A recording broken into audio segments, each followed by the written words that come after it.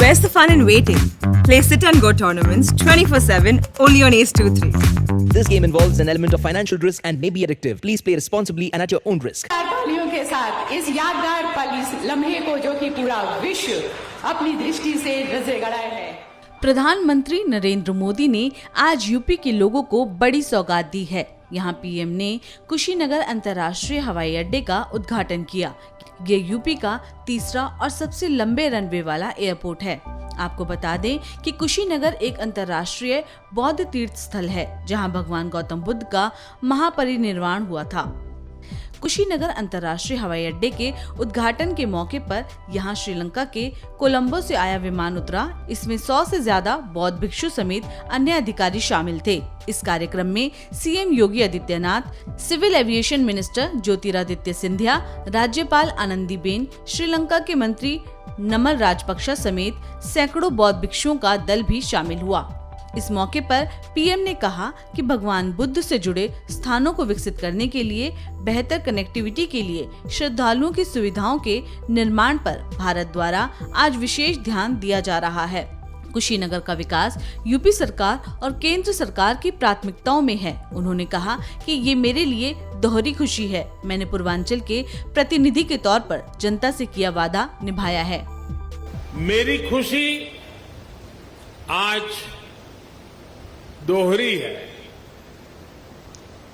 आध्यात्मिक यात्रा के जिज्ञासु के रूप में मन में संतोष का भाव है और पूर्वांचल क्षेत्र के प्रतिनिधि के रूप में भी ये एक कमिटमेंट पूरा होने की घड़ी भी है। कुशीनगर के लोगों को, यूपी के लोगों को, पूर्वांचल पूर्वी भारत के लोगों को, दुनिया भर में भगवान बुद्ध के अनुयायियों को कुशीनगर इंटरनेशनल एयरपोर्ट के लिए बहुत बहुत बधाई। देश के नौजवानों को साधते हुए उन्होंने कहा कि एयरपोर्ट से सिर्फ पर्यटन को बढ़ावा नहीं मिलेगा, इससे किसान, पशुपालकों, छोटे बिजनेसमैन आदि को भी फायदा होगा। रोजगार के नए अवसर मिलेंगे।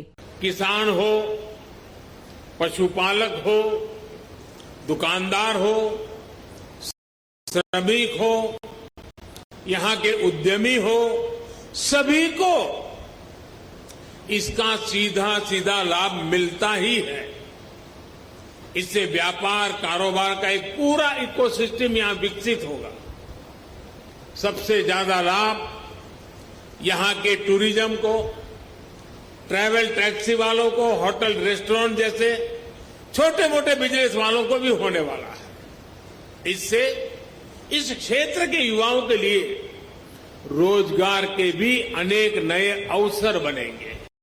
इस मौके पर उन्होंने एयर इंडिया के प्राइवेटाइजेशन की भी बात रखी। उन्होंने कहा, देश का एविएशन सेक्टर प्रोफेशनली चले, सुविधा और सुरक्षा को प्राथमिकता मिले, इसके लिए हाल में एयर इंडिया से जुड़ा बड़ा कदम देश ने उठाया है। ऐसा ही एक बड़ा रिफॉर्म डिफेंस एयर स्पेस को सिविल यूज के लिए खोलने से जुड़ा है। देश का एविएशन सेक्टर प्रोफेशनली चले, सुविधा और सुरक्षा को प्राथमिकता मिले, इसके लिए हाल में एयर इंडिया से जुड़ा बड़ा कदम देश ने उठाया है। ये कदम भारत के एविएशन सेक्टर को नई ऊर्जा देगा।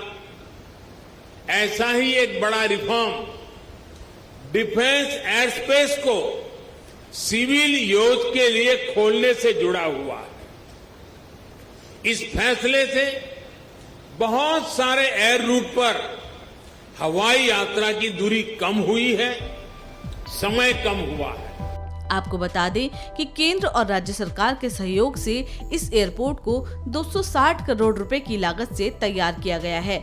इसका टर्मिनल 3600 वर्ग मीटर में फैला हुआ है। नया टर्मिनल भीड़ भाड़ वाले समय में 300 यात्रियों को आने जाने की सुविधा देगा।